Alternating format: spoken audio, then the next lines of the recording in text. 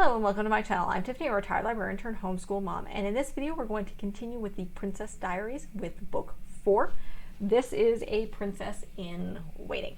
Now, this book pretty much covers her winter break through the end of January. Yes, they start skipping. They do not keep going this month by month. She starts getting more. I think there's maybe one more book in the rest of this, the second semester of her school year. And then it jumps to the beginning of her sophomore year. So let's go over what this book is.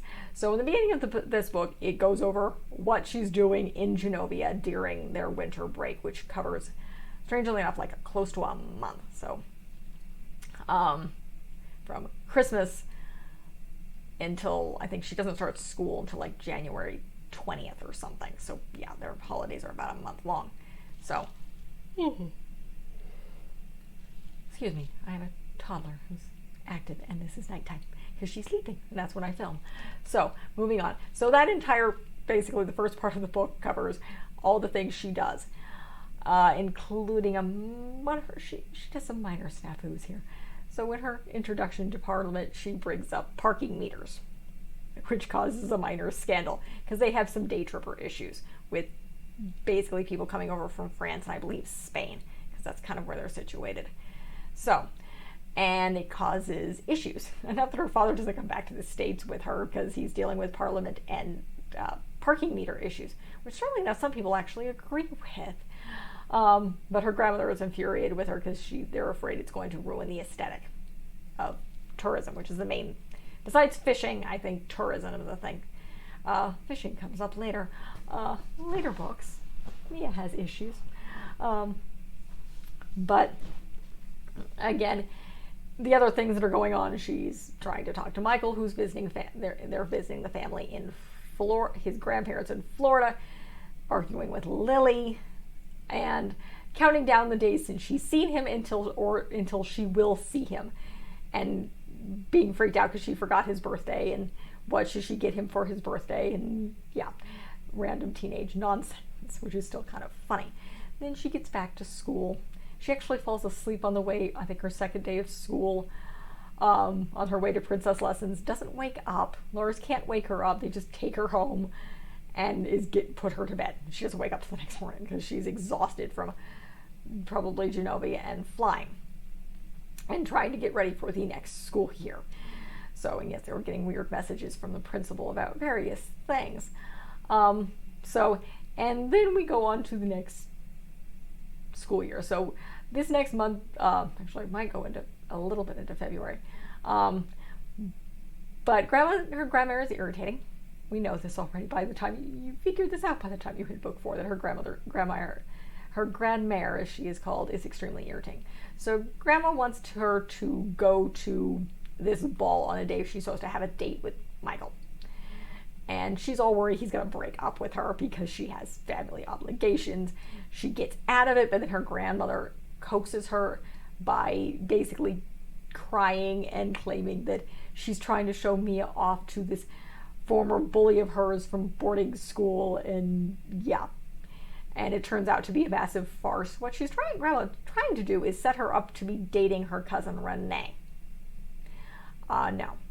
She does not want. Her father would be really, really pissed off because he can't stand her because he's a bit of a playboy, and he's 18 and she's 14. She's about to be 15. She'll be 15 in May. They cover that. That's an interesting book. Moving on. But yeah, she's really, really pissed off. She's able to get away with it and get to Michael's house, and he'd been sneaking off and doing a few things. So she's concerned that he's going to break up with her. What he was really doing is he was setting it up so they could basically have a movie marathon at his house. So that's what he was doing. It's like, he's not going to break up with her. It's like, I've known you for years. I'm not going to break up with you because you have a bizarre family obligation. Your grandmother's crazy. Figured this out by now, and you know you're a princess. So I've known this for several months. He gets it. And that's the entire, pretty much the main thing of this book. So it goes from like, this literally covers like 1 month. I go back to it, but yeah. Yeah. No.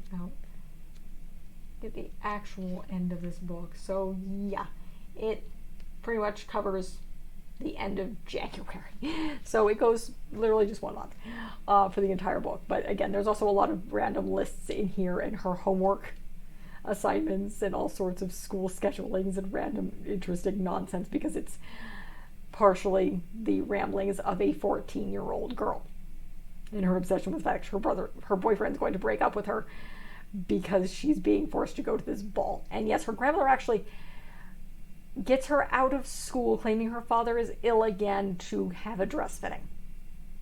So Mia's pissed off about that because she misses a bunch of classes.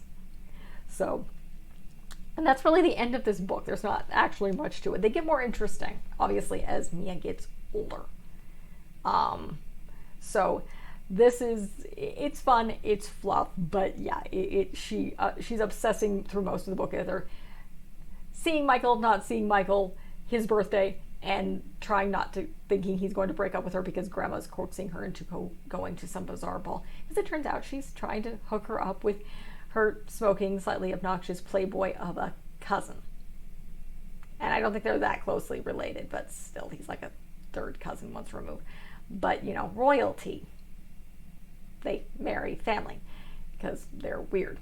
And royalty. They're trying to get away with that. They're trying to avoid that these days.